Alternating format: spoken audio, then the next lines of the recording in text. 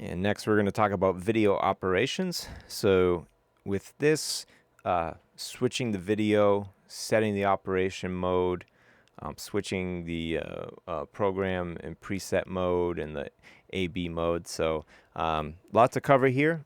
So switching is pretty straightforward. You just put your camera into preview. So down here, say I want to go to camera 4, and you can either cut to it, or you can use the T-bar, and whether it's a mix or a wipe. And you can also automate that transition, and that is set in the transition time menu, number 3 here. I'm sorry, number 4. So you can set the time for how not only the mix wipe transitions fade in and out, but the composition layers, which we'll get into in a bit. And then for the mode switching, we'll go into the system menu at the end here. So panel operation, there's an AB mode where you'll notice that the red program select goes between an A bus and a B bus. Depends on what your preference is for switching.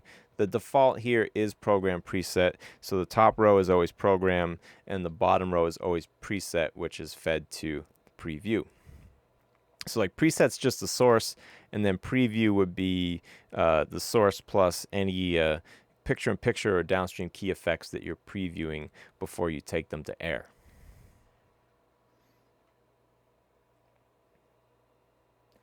And if you want to change the mix wipe pattern and the transition, in the mix wipe menu, number 5 here, you can change the transition type. Of course, this button's going to do it as well. But the mix type and wipe type, if you want to do, say, like a vertical wipe, you can set it here and adjust these settings with it as well.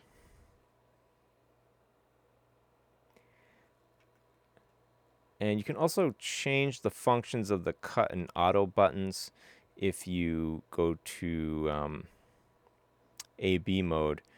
These don't have to be cut and auto take, so you can have them, be somewhat different functions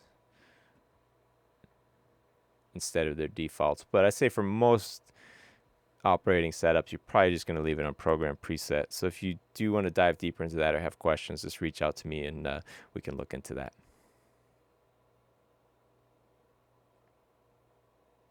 There's also auto switching available. So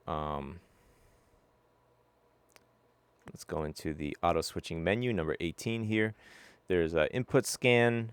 There's you can scan preset memories.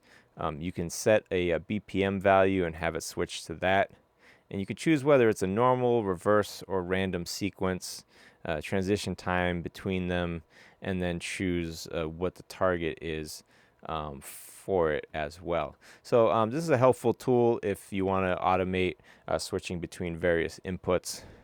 Additionally, too, is you can just do this with macros as well. You can program, a sequence of different, switching that you want to do. So, this is obviously the easiest way to do that is this auto switching function. But obviously you can add a level of customization with the macros, which we'll get into later.